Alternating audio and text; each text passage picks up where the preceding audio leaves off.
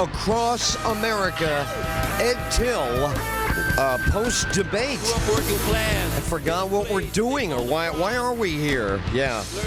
The great news is we have conversations with Rob calling in right now. Oh, we just missed him. Hold on.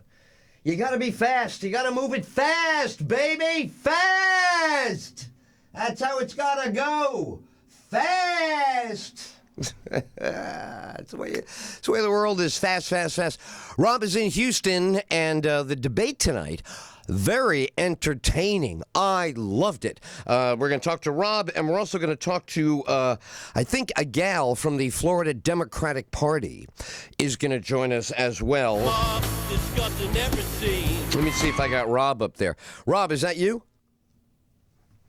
Who do I have? It's James. It's James. How are you? Oh, James. All right, let me see if I'm conferencing in Rob, because I see another line ringing in. Hang in, James. Did you? By the way, I'm gonna take it in sequence. It's not Rob, unless Rob is on that girl's phone. He's with a woman, I think, from the Florida Democratic Party, and she might be a Beto O'Rourke supporter. So are you aware of this, James? Do you know who he's gone out to Houston with? No idea. I thought... No idea. All right, so you and me are here live. This is good. I tried to give them all benefit of the doubt tonight. I said, let me pretend that I'm like them. I hate Trump. The world is terrible. He's raped every woman, set every country on fire, poisoned, shot, killed, you name it. So who would be the opposite, the antidote? Who up there tonight, to you, James, looked like they wanted it? I can take them on. Let me at that guy. Who looked the best at that, being aggressive to get Trump? Well, I thought who looked the most presidential was Cory Booker tonight. I thought he had several good lines. He was funny, charismatic, charming. I thought he probably had the best debate. I think Biden was up and down. He had a good answer on health care. He did okay. He did a good job on resiliency, but he bungled the Iraq-Afghanistan questions. He was wrong when he said they didn't put people in cages. He said that that people who commit white-collar crimes, non-violent crimes, shouldn't be in jail, which I guess means Bernie Madoff shouldn't have been in jail. Have you ever heard anything like that in your life? A guy running for president who would open the jails of all kinds of criminals and let them out, man. That was nutty. Good observation. I think that was a flaw, but the problem was he was incoherent. He faded as the debate started. The first 40 minutes on health care, he did really good, and he powered Castro's attack. But the last, with the exception of the resiliency question, the last hour and a half, he struggled mightily. I thought Booker had the best debate, but because no one really landed a blow on him, it was just him struggling. I don't think the race changes. I still think the top three are going to be the same, Biden, Warren, and Sanders. I think Booker might have helped himself the most, jumped up to number 4. I thought Amy Klobuchar was decent, but she kind of comes off as too technocratic, not a lot of charisma.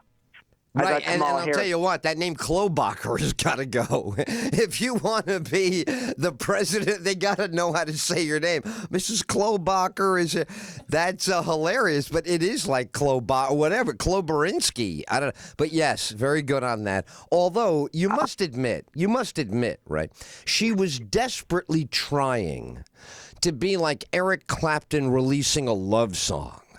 You know, I don't want to put out any heavy metal. I want to get everybody, Tears in Heaven, they'll go for this, the kid, the window. It seemed to me she was going for the ballad, the pop ballad. Do you know what I mean by that?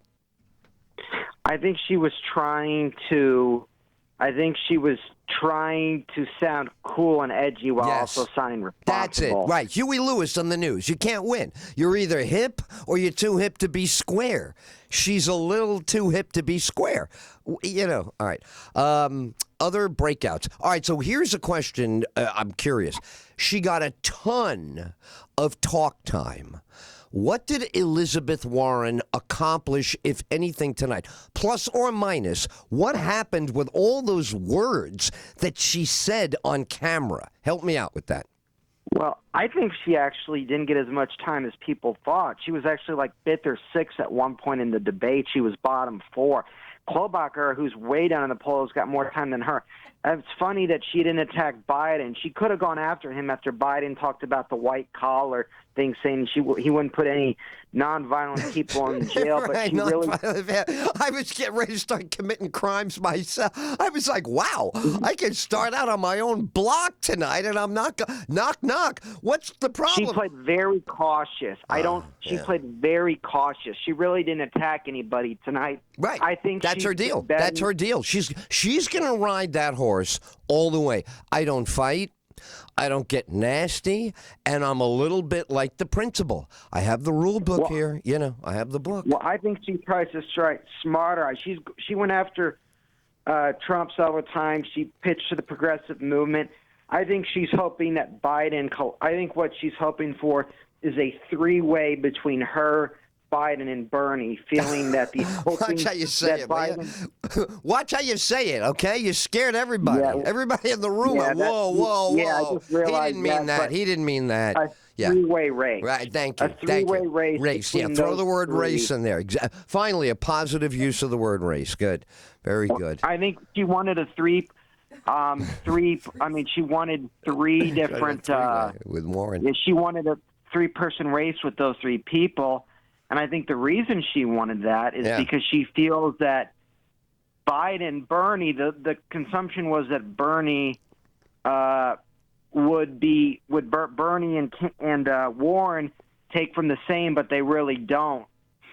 Bernie's got a lot of blue-collar people. Warren's has more college-educated liberals, and I think she's calculated it'd be better to have Bernie and Biden both in there instead of a one-on-one at this point. Interesting. So I think she decided to pull her punches. And the problem is, for Biden, he may very well be in a position where if he struggles or he doesn't excel. He was decent tonight in the debate, but he wasn't great.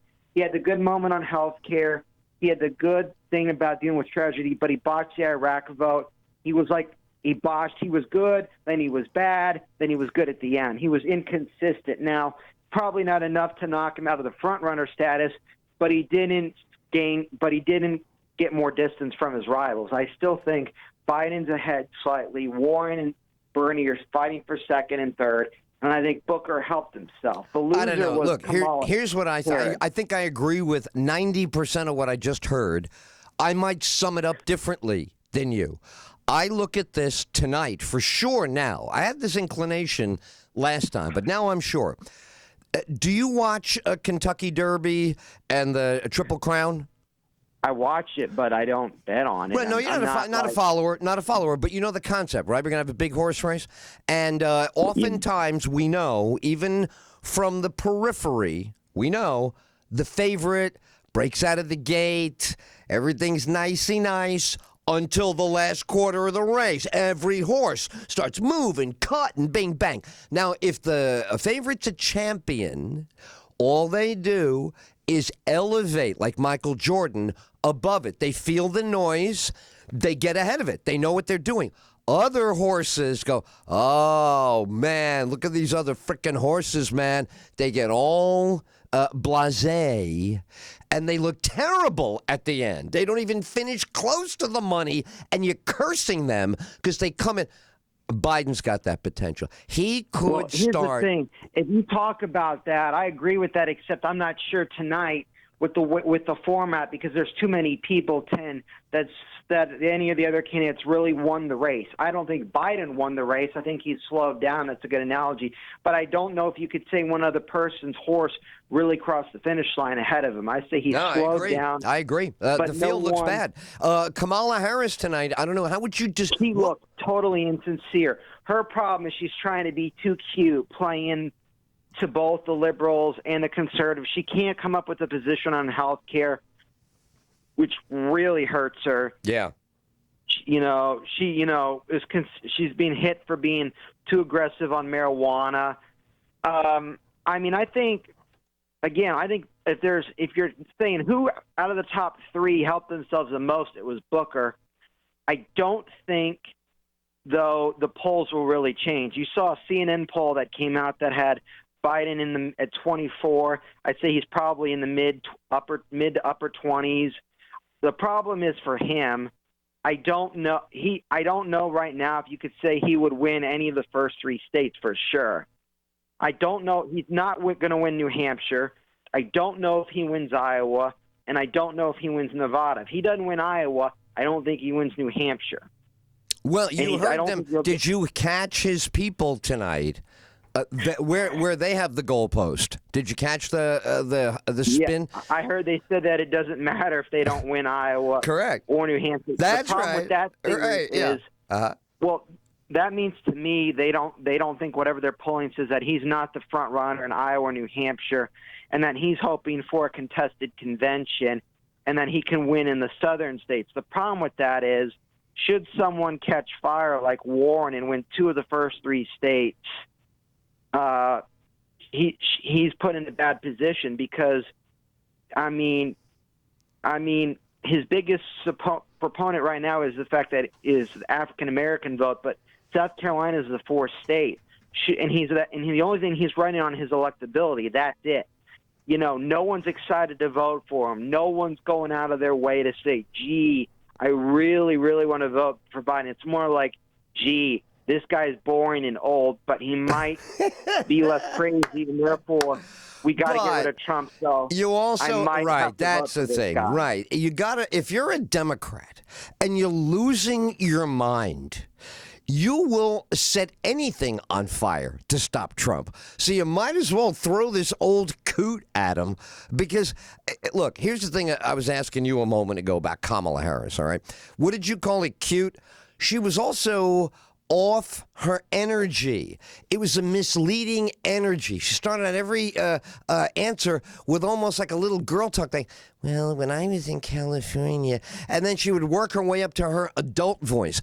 I don't know what she was doing, but she doesn't have it. Here's the problem with her. She's not a natural lead guitar player, man. You got to be able to grab the Stratocaster and make the whole stadium stare at your hands. And if you don't, hands, I know that was a Trump issue, but you have to make them, you have to compel them. You brought up Cory Booker. I would be fascinated tomorrow and the next 72 hours to see if your instinct is true. He was very troubling to me. Here's what I put in the promo for this special broadcast. He kept using the word "dear God." What is that? Because he did an F-bomb 2 weeks ago. Now he's got to talk like church. I think this guy is the most pre-cooked. He is like processed food to me. It is so contrived. It is so inauthentic. I don't know. Whatever. Sometimes when he talks, he's from a poor background. Then Newark is a hellhole. But then he went to some school. But then he got a great break. But then his parents got a good break, too. But I don't know. Martin Luther King hadn't really done anything. I don't know. Shut up, man. Either you're black or you're not black or you're poor or you're not poor. But this is the thing about him. He wants to be the hologram. Whenever you want me, I'm tall. I have that bald haircut that all you other idiots must recognize. I'm very hip. My stupid bald head. I'm sorry, James. I don't know. Maybe you're bald too. You don't shave your head, do you? No, I got hair. There you go. You're a normal guy. Normal man has hair on his head. There's something abnormal about a guy like that cue balling it at that age. Big freaking well, I'm not cue gonna ball. Go in the guy. I know you don't. You're too nice for that, but I'll do it. That's fine. Well, I mean, look, Ed. I think that the top three don't change much. No. I still think. Yeah. They don't think the top three changed much. Right. I think what you've got to do is winnow the field and keep it down to 5 or 6. Castro needs to be gone. He didn't do anything. No, he did tonight. He did something big. He did a test. He tested the cheap shot on Joe. Did he not? Oh, that was bad. Awful. I don't think it was good. Grant, he was like, this is the way it went. For anybody who didn't hear it, I'll play more bites tomorrow. But here's how it went. Imagine you're at Thanksgiving dinner. And Grandpa wants the cranberries, but he asks for the strawberries by accident. You know, Grandpa could do this. And somebody jumps up and goes, "What's the matter, Grandpa? You don't know strawberries and cranberries? Do you understand? You forgot. You don't know, Grandpa. You know something, Grandpa? You don't know." He basically accused him of having Alzheimer's and that he was too old to remember anything. You can't. He goes, that's what basically he goes, he did. "You said that 10 minutes ago. You said that. Now you forgot that you just said that 10 minutes ago. Do you know that you forgot that you just..." He said forget about 8 times. He's trying to play about his age, but he went about it the wrong way. What I would have done is said, as I would have gone after him on the Obama, when he said that Obama didn't put people in cages, or on his Iraq, Afghanistan vote. That's where you got to get him. Right. You got to get him for something that's so obviously false that it makes people question makes his sanity and say, okay, is this guy incoherent? Does he have his marbles still? And you use his age for the fact that he's 76, going to be 77 in this fall, that he's too old to be trusted with the presidency. Wouldn't you love it if somebody would jump up and go, "Quick, what's in Miracle Whip?"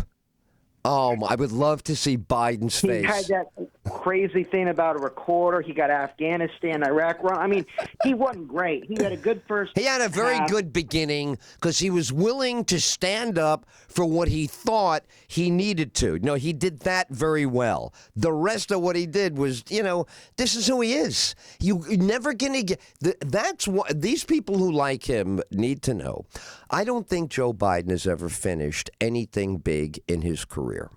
He was in that Senate. I don't either. I mean, right. The problem is he just has high name recognition. Right. And people think he's a safe choice. That's what it is. And also, it's a silly season. Who's looking at a serious vote selection 15 months out? People are like, please, tell me when Election Day is. Call me the day before and tell me who's on the ballot. Then shut up. They don't get until the late fall is when they start. Hang on. I mean, February is when the first caucus is, Iowa. Hang on. You pretty much don't. Hang on 1 second. Hang on. I grab something right here because I got it could be the girl calling in from Houston. Ed Tyll Show, you're on live. Hi. Is this the gal from the Florida Democratic Party? This is the gal from the Polk County Young Democrats, yes. I am so thrilled. Oh, you have no idea what you've done for an elderly talk show host like me. I did my first election coverage. Herbert Hoover was my first interview. So this is very exciting to have somebody of your generation. So this is terrific. Say the location of where the Young Democrats are from again.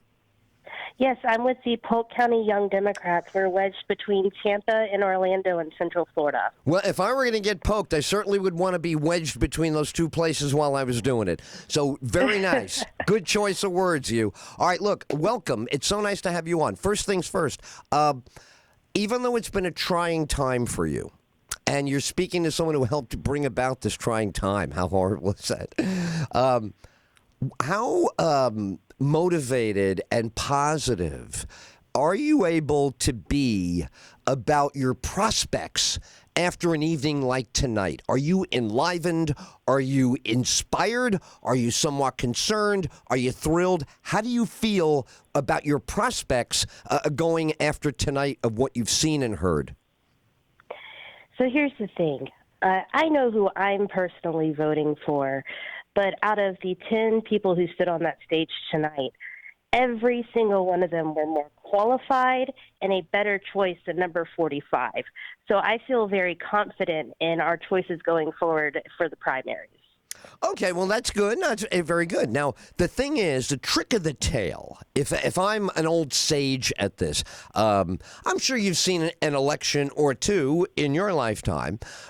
It's always down to that, this time it'll be 77,000 people, Wisconsin. Television will zoom in there. So where do you see the recapture most easy, or it makes most sense to you, We'll get that back. Those folks, where will you make that big gain that snatches the whole thing back? Because it was a very close election, which is understating it, right? It was a horribly close, right? So where do you get the 77,000 and then maybe double, triple that just to make sure you can take this thing back? Where do you think?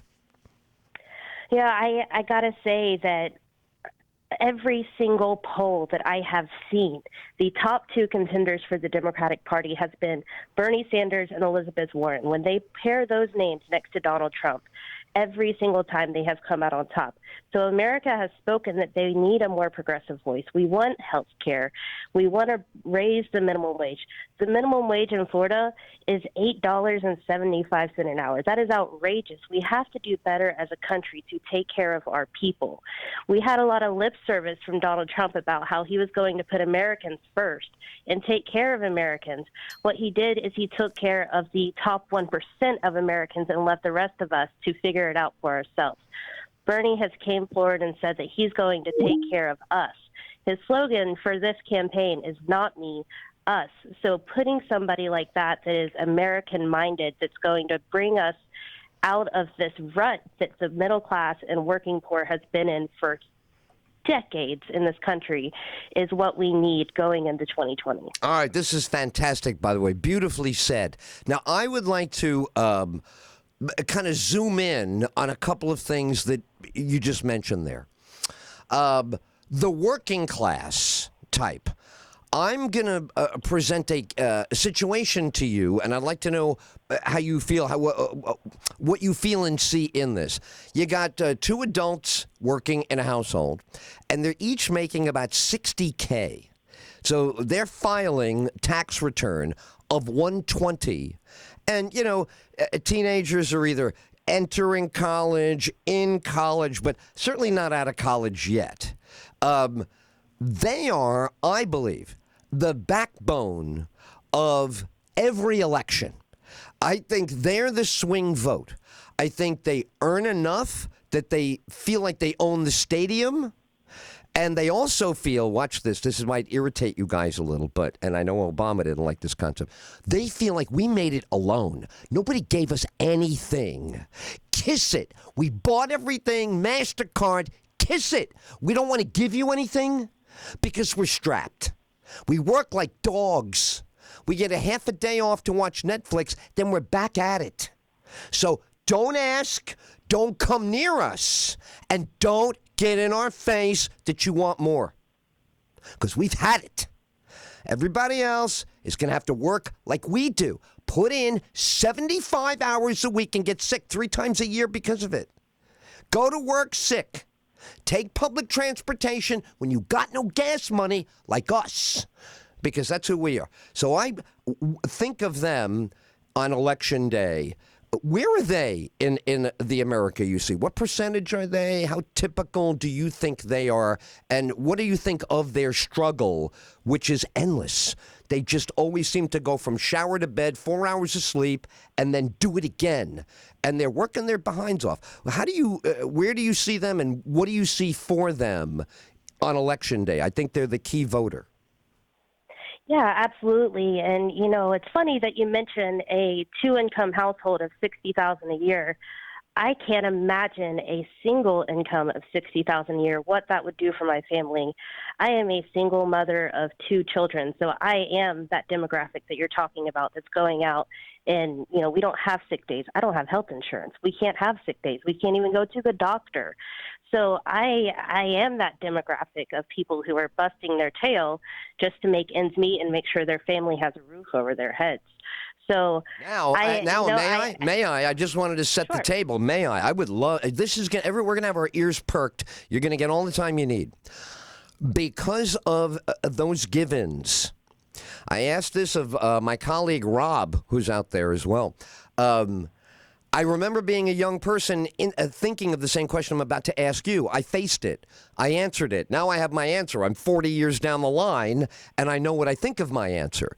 The question, I believe, is, with those circumstances, who is better to get me out of this jam? Me or a government agency. Do I do it with 4 jobs, opening up a grocery, drop shipping while the baby is breastfeeding, and I'm clicking send? How do I do it? Do I do it me individually with nobody from the government? Or do I go to the government and say, look, I've done everything. It's kind of like Andrew Yang. I've done everything. I can't get blood out of a stone. Are you going to help me feed my kid, put the roof over, keep me insured, get me a doctor, because I know damn sure I can't do it alone with the way you... Which one do you like? Do you like them helping a lot, or do you like them hands off, I got the 4 jobs, and stop taxing me because I'm working for me? Which one do you like better to get out of the jam?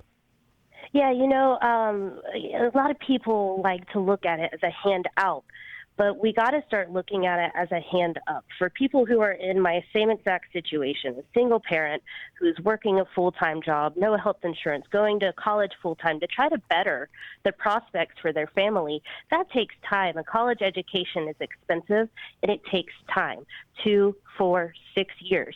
So what is my family to do in the meantime? While I'm trying to better our situation, I need a hand up. I need to have access to health care.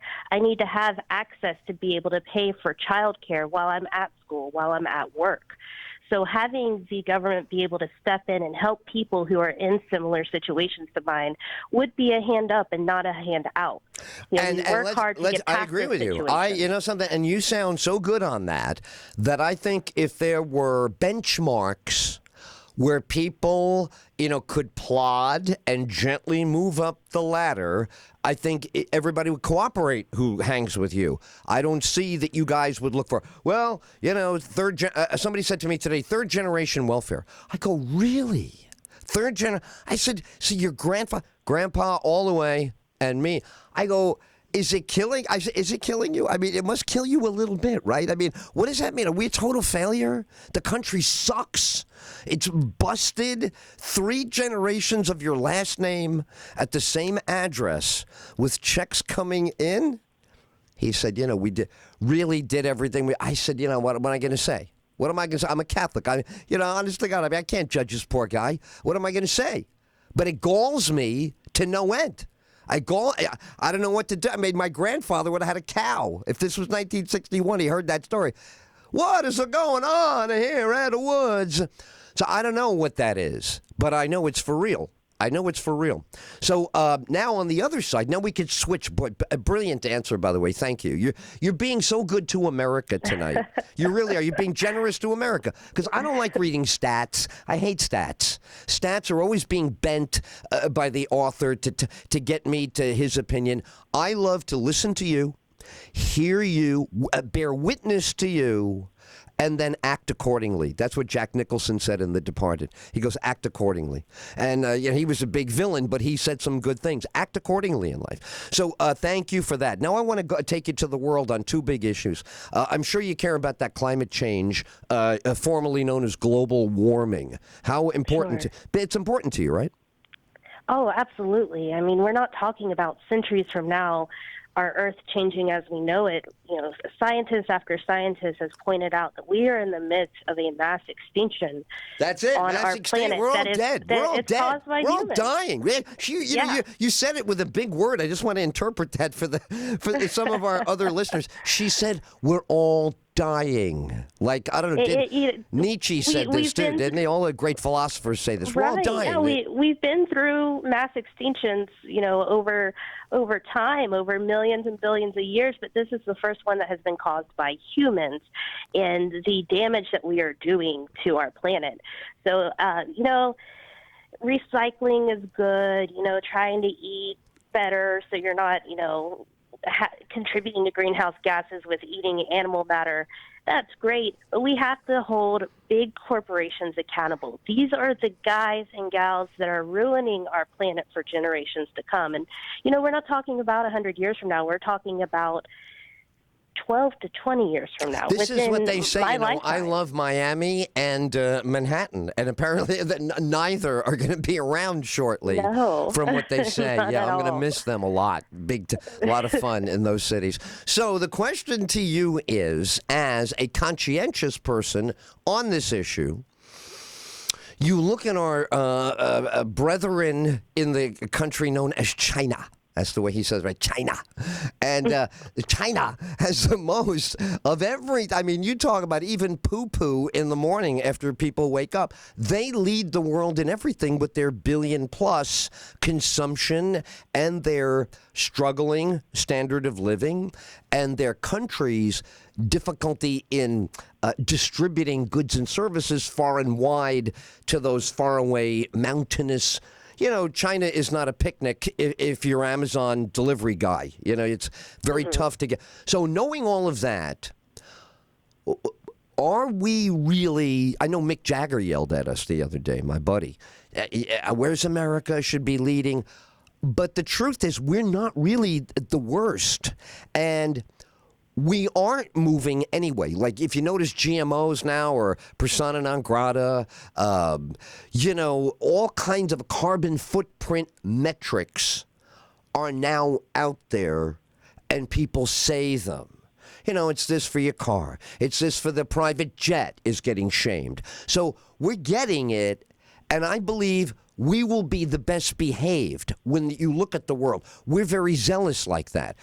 You're young, but when I was young, Lady Bird Johnson said there's litter all over the country. It's disgusting on the highway. And she started yelling at us on TV, and sure enough, we started not littering and putting big fines on a cup or food flying out the window of a car. It could be $500. So I believe we're going to do right by global warming. Do you see us as a little bit of the villain, or are we, I don't know, what are we not doing? It seems like we get it. Should we turn everything upside down like the AOC plan and make it all green, all the buildings change?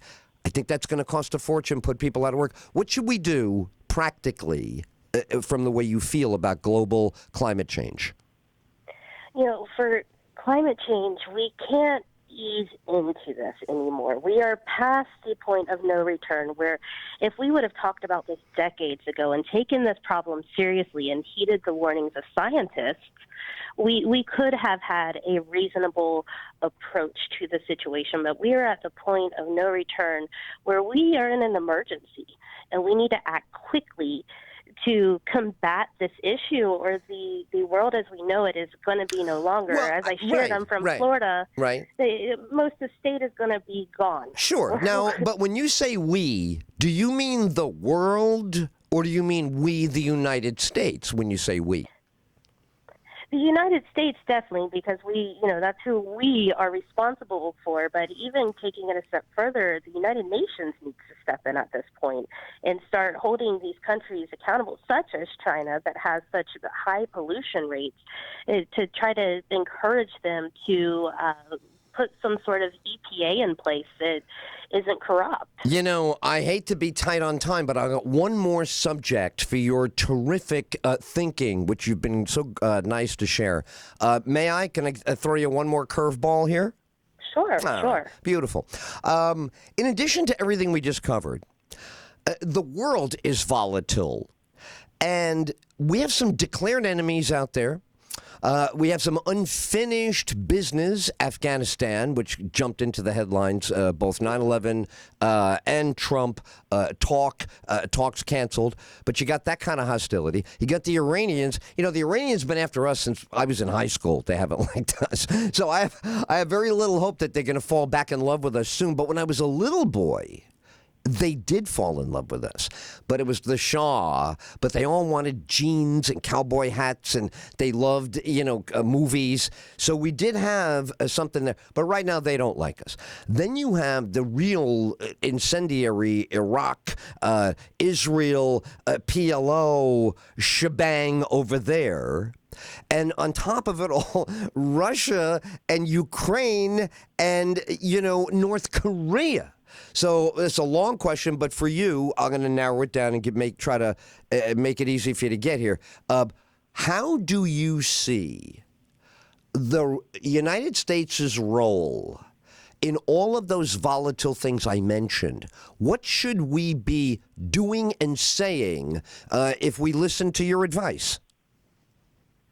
You know, we have been so quick in American history to wag our fingers at other countries who have dictators, who are mistreating their people. And yet, here we are in the United States in 2019, and what we're doing to immigrants coming into our country and having concentration camps set up. You know, we have to step back and take a look at ourselves and fix the domestic issues that we have going on before we start another endless war. Look at the war in Iraq and Afghanistan. We have been at war for 18 years now. Well, this is what I wanted to ask you about. Right. On that point, I want to present something to you. I've presented this to a lot of listeners recently, but we just have the 9/11 thing. So I'm going to hit you up here and brace yourself, because I'm going to say it and try to keep it cool, but it's a very volatile idea, controversial. 18 years, you just said, we're in a war, which is unacceptable. The Iraq War, another one, all these wars. So Ed Tyll says, I was reading history, and we had Japan. And Japan was like Islamic terror. They both believed that their deity wanted them to fight on their behalf. It's a very ancient thing, but it's in Scripture, and they believe it's happening, so that's what they're doing. So I say, instead of having an 18-year war with Afghanistan, we are going to have to go and find all the places where they really do hate us and put in the satellite device that we use from the CIA and hear it, a little chanting, death to America. Then it's going to be unpopular. We're going to have to take those people out. We're going to have to kill people that are not holding weapons, but only hate us. And they're plotting how to put a plane into a building, how to put a bomb under a subway in London, and new approach, it's called preemption. They're determined to hurt us. But as you said, we can't do 18 years in a foreign country because they hate us. We can't do that. So I'm for frightening people with death who hate us and say, look, if you hate us, you better be quiet, because if you start yelling that you hate us, goodbye to your village, your drinking water, your schools, your mosques, whatever you got, doesn't matter. If you're hating us out loud and we get the recording, that triggers, we blow you up. Is that too much? Because I feel that's the way you don't spend 18 years, because they're so afraid to come at you. They weren't afraid to do 9/11, so we were stuck. How do we one-up them? How do you one-up somebody who massacres your people? Well, you can't really one-up them. That's barbaric, right? But what do we do? That's my idea. What do you think of my idea? I'm not sure about the whole speech thing, but unless we have credible evidence that there is a direct anything, threat. No, even a little tiny bit of evidence, they die. Big, and they die publicly, so we take credit on the news, we kill them proudly. Here's the men and women who dropped the bombs. Thank them. We trained them in Virginia. They love America, and they hate America's enemies. And that's the new America. No more wars. When we hate you, we find you with the satellite, we flatten you, and then we back off right away. We do not start putting troops, putting in aid. There's nothing. There's only the hand of God, because, let's face it, we have all these satellites. Shouldn't they save our lives? They should protect our lives against another attack, no? I mean, isn't that the right thing to use them for? But where does the line stop? What happens? It doesn't stop. It stops. It doesn't stop. Loses their free. Doesn't they lose stop. their free speech. They don't. You don't get. If you are coming at us as a Al Qaeda, look. It's a very good question. What if you have a kid born in America? He's 19 years old, and now he joins Al Qaeda. He's a citizen. He gets all the protections, First Amendment, whole nine. But he's Al Qaeda hates us, and him and his buddies are going to blow up a subway. They want to take down a bridge at 5 o'clock in rush hour. They want to slay Americans like a 9/11. we would have a tough time if that's a citizen, correct? He'd have to be innocent until proven guilty. He'd have to get the best lawyer like OJ. So it's a little difficult to defend yourself, is it? I mean, I'm just saying, your point, I don't want to be in a war for 18 years. That's what I'm trying to get out of. I'm trying to get out of that war thing, you know? You know, they get caught in our country. We do have a legal system that, you know, deals with that. And we've got law enforcement and FBI that, you know, has counterintelligence to be able to catch these things proactively.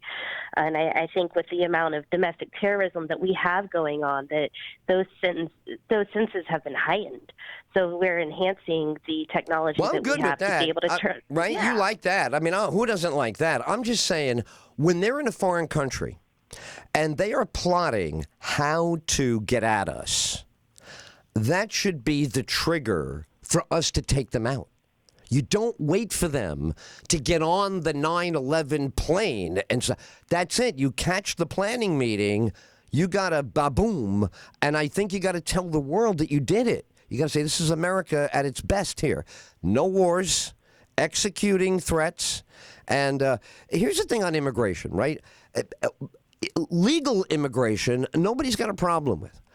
What do you think when these people just show up with no papers? What's the right thing to do? They have no paperwork at all, and they're standing there in the heat with the kids, and they're sweating. And what do you want us to do at that point of the border if they have no paperwork, but there they are in person? What's the right thing? Yeah, you know, we have evidence that a lot of these people who are just showing up without the papers are actually seeking asylum, which is a civil procedure, but it has been criminalized at our border, where ICE has just been swiping people up. They're not even asking questions. You come to our border without your green card, you are going to be held indefinitely in our immigration system.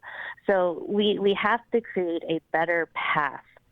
All right, I understand that. Country. I think that's a good point. What do you say to the people who want to be protected at the border?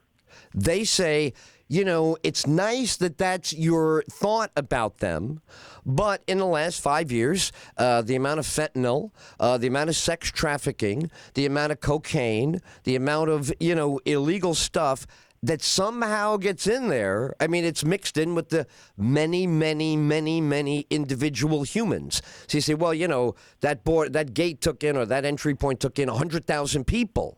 So somehow in the 100,000, a lot of bad stuff got in. So you can understand people saying, look, you know, there's got to be a way that we stop the sex trafficking, the fentanyl. You know, fentanyl's big now. I guess you make it in a cheap lab. And that's it. It's not a sophisticated thing. So it's flooding from Mexico the same way American companies go to Mexico. Ford wants to make a cheaper car. You can make cheaper fentanyl on the other side of the border and then shove it in cheaper. So we have to do that too, right, at the same time. We can't ignore that. Sure. You know, respectfully, if Immigration and Customs Enforcement cannot tell the difference between a criminal and a child entering this country, we have a deep fundamental issue that we need to deal with at the core.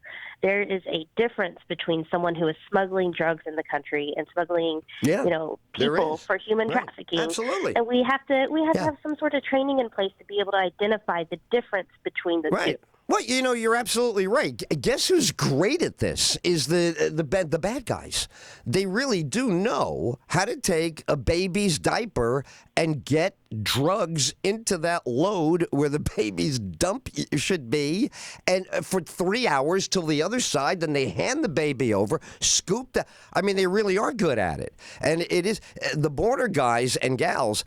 I don't think they're poorly trained. Don't forget, it's like the street. All this stuff is street, right? This is what goes on in Manhattan. I grew up in the Bronx. Sneaking drugs around, sneaking people around, hiding illegals has been around since before I was born. You know, 18 people in a household, everybody's got no papers, sneaking. This went all over the Bronx when I was a kid. It was not a television event for the world. It was commonplace on the Lower East Side of Manhattan. Koreatown, L.A. had this. A lot of cities have had it. Now we're seeing it And it got worse. It's a new brand. It's a new breed of all this. The prostitution part is huge with the young adolescents, whether they're Asian 12-year-olds or Mexican 12-year-olds or Guatemalan 12-year-olds. It's the whole thing is 12-year-olds, and it's disgrace. So there's a lot of bad stuff going on there. Well, did I miss anything in the category department of your most important issues? And I have to thank you for all that you shared. Did I miss anything? No, we talked about a lot, and I appreciate you having me on tonight. Oh, my God. I can't wait till you come back. You must be on again. This was way too much fun, and it's way too late at night. How did you watch the entire debate, or were you working during the debate? What was it like for you with the debate tonight? Oh, I absolutely watched the debate, and, I enjoy. I'm a politics nerd, so I live for debate night. Tonight was very entertaining. We really watched some candidates who have been kind of shy come out of their shell and kind of hold people to the fire. Julian Castro did a great job at poking at Biden tonight. I enjoyed every second of it. Did you like that? So, did you forget it? You just said it 12 minutes ago. Did you forget it? You said it 12 minutes. Oh, my God. I was like, will you stop punching that old man in the balls? And, it's terrible. I shouldn't talk like that, but you know what I mean. I was sitting there going, oh, my God, stop. But I'll bet you were just cheering it on like it was Thomas Hearns. And I'm concerned about Joe. He was very confused tonight on the stage. I am concerned for Uncle Joe's health. Slowy Joe. I said on the air way back in March, I was in Delaware at the time where he's beloved. Oh, my God, you can't find enough statues and novenas being said for this guy all across Delaware. And he announced at the pizzeria. And I watched that announcement, that pizzeria Wilmington moment. And I knew then, I said, he's not all there. You could tell it's not all going in. And it really is playing out now because he's going to have so much time in front of the camera. Well, give me your first and last name again, nice and clear, so the audience knows who they just really enjoyed. Yeah, my name is Taylor Aguilera. That is a beautiful name, Taylor. And you are with the Polk County Democratic Party. The Polk County Young Democrats. Young Democrats. Now, to qualify as a Young Democrat, what age bracket do you have to be? I would imagine if you're like 22 or 23, you're a Young Democrat. But what is the main demographic of the Young Democrat in Polk County?